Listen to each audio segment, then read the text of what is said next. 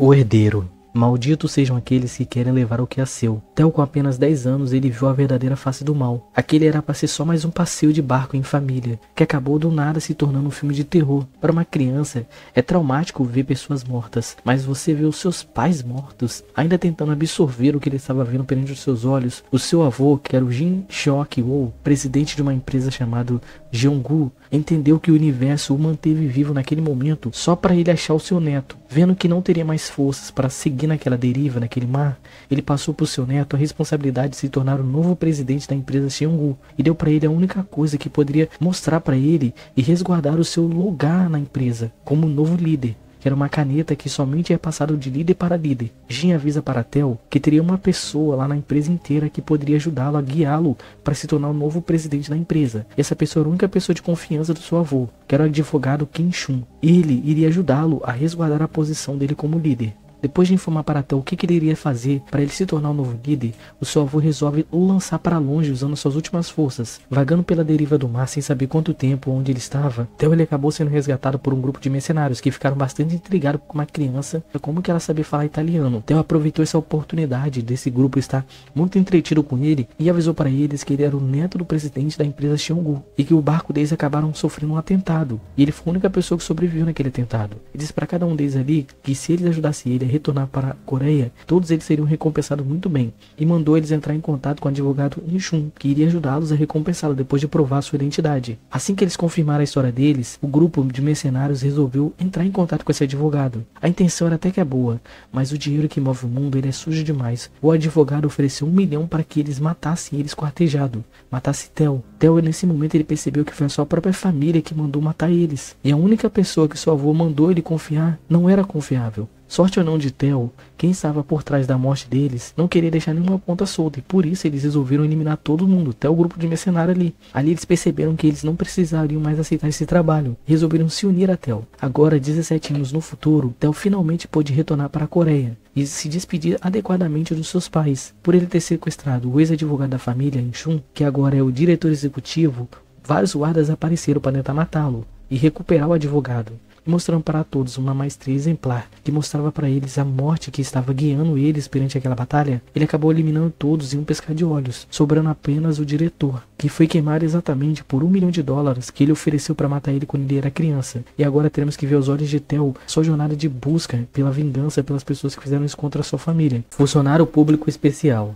Não tenha medo, a névoa ela vem para te matar, levando aqueles que não almejam morrer agora para uma morte horrível e lamentável. Infelizmente, dessa vez, o grupo das Forças Especiais da Poeira Amarela, do Ministério do Meio Ambiente, chegou tarde demais. Porém, um sussurro das mortes dos inocentes gravava em seus corações pedindo vingança, já que a vida deles foram ceifada pela Poeira Amarela. Tudo começa com Hamaru, ele só queria virar um servidor público. Só que ele tinha um problema, ele tinha ataques de pânicos e uma crise de ansiedade muito forte que fazia seu corpo todo tremer e ficar totalmente descontrolado, a ponto dele até desmaiar. Mas dessa vez, e pela sua mãe, ele iria tentar. No começo da entrevista, o entrevistador ficou muito contente com algumas respostas que ele dava. Eram respostas cirúrgicas e muito precisas. O entrevistador resolveu tirar ele da casinha dele, perguntando para Hamaru uma situação que deixaria ele desconfortável. Porém, Hamaru começou a pensar, já que ele não se recordava naquele momento de uma situação assim. Mas quanto mais ele cutucava o lado obscuro da sua mente, mais o lado obscuro da sua mente puxava ele para dentro. Uma lembrança que foi esquecida, que assombrava ele há muito tempo atrás, retornou para ele. O estresse dessa lembrança foi também que Maru saiu da entrevista hospitalizado. Ao retornar para sua casa depois desse dia estressante, Maru o mesmo se questionava como que ele não conseguia arrumar um trampo. Por ele ser um adulto, ele também estava muito cansado de ser sustentado pela sua própria mãe. Mas a mãe dele não ligava, já que a mãe dele sabia dessa situação que ele tinha, desse estresse, também dessa ansiedade que ele tinha.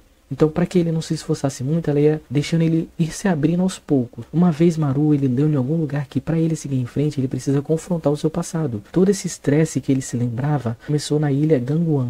Como ele não tinha nada a perder, ele acabou indo para lá. Mas ao chegar lá, as lembranças e essas memórias que ele havia esquecido começaram a vir sobre ele como se fosse um turbilhão de emoções. Essas memórias o guiavam para o seu pai falecido. Depois de fazer a oferenda para o seu pai, honrando a memória dele, ele achou que finalmente ele tinha se libertado dessa maldade que acontecia com ele. Porém, a poeira começou a cobrir todo o lugar. E no meio daquela neblina, ele viu uma pessoa estranha. Mas na verdade era uma criatura que acabou vindo sobre ele e atacou ele do nada. Ele não entendeu porquê. E depois de anos passando por essas emoções incontroláveis sobre ele, ele finalmente achou que seria livre. Mas agora a sua liberdade durou pouco tempo, já que ele vai morrer. E ele não queria morrer. E como uma voz sussurrando em seus ouvidos, mandando Maru consumir aquela coisa, e como instinto animal, ele resolveu morder o seu agressor. E ao acordar, Maru foi achado pelo grupo das forças especiais do meio ambiente. Eles viram que Maru era diferente, já que Maru sobreviveu a um ataque de um monstro da poeira. E levaram ele para a posse de recrutamento. Foi totalmente aleatório. Só para dar um resumo bem básico, o mundo acabou se ligando com o abismo.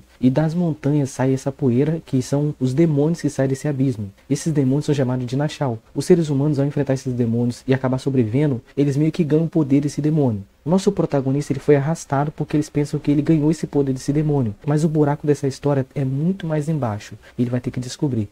Devo fazer uma arma nuclear para vocês? Tudo começa no Departamento de Defesa, que nesse dia estaria sofrendo um ataque terrorista. A SWAT ela foi alertada, já que era um ataque terrorista e eles estavam em pleno funcionamento, já que era o Departamento de Defesa que estava sofrendo esse ataque. Após confirmação que os alvos estavam tentando obstruir um objeto que estaria no quarto andar, assim que eles tiveram essa confirmação pelo cupom, eles resolveram dar êxito nos terroristas, enquanto eles ainda não estavam 100% preparados para a SWAT. Usando essa tática de combate milenar, a SWAT conseguiu adentrar no prédio e conseguiu eliminar os terroristas que estavam naquele ambiente ali. O Departamento de Defesa tinha desenvolvido armas de guerras muito tecnológicas. Isso fazia com que grupos perigosos tentassem obter essas armas, independente se a vida deles estivesse em risco ou não.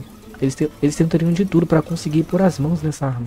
Dentro de um chip estava armazenado totalmente os projetos das armas nucleares. Então quem tivesse em posse desse chip teria todo o projeto das armas nucleares da defesa da Coreia. Kim Jong, sabendo que o chip era mais perigoso do que qualquer arma que estava ali naquele lugar, ele resolveu correr com esse chip o mais rápido que ele conseguia. Mas infelizmente ele estava muito machucado. Jong também trabalhava no Departamento de Desenvolvimento de Defesa. Só que ele queria estar todo mundo ali e vender o chip por um valor inestimável, já que o chip ele era muito caro. Como uma das pessoas que eram responsáveis por proteger o chip era um dos traidores, o protagonista Kim Jong sabia que sua vida não valeria nada, já que Jung iria matá-lo, porque ele seria a única prova viva que ele, que foi uma das pessoas que organizou esse ataque terrorista contra a empresa. Kim, sabendo que não tinha nenhuma chance, ele resolveu engolir o chip e usou seu corpo para que Jung demorasse muito mais tempo para conseguir ter a posse do chip, para atrapalhar os planos de Jung, já que ele fez o grupo todo ali de lesado. Depois que Kim foi alvejado várias vezes por Jung, a SWAT acabou adentrando na sala e conseguiu interceptar Jung.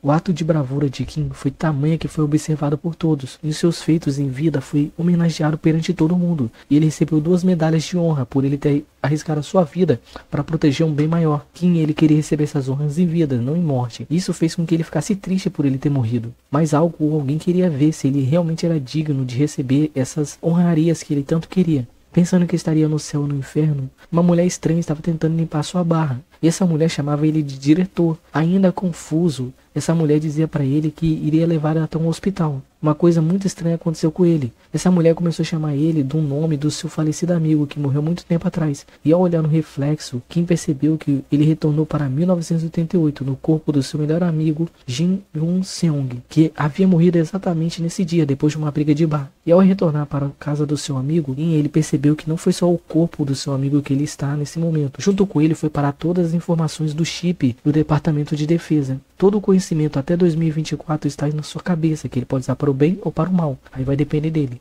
0.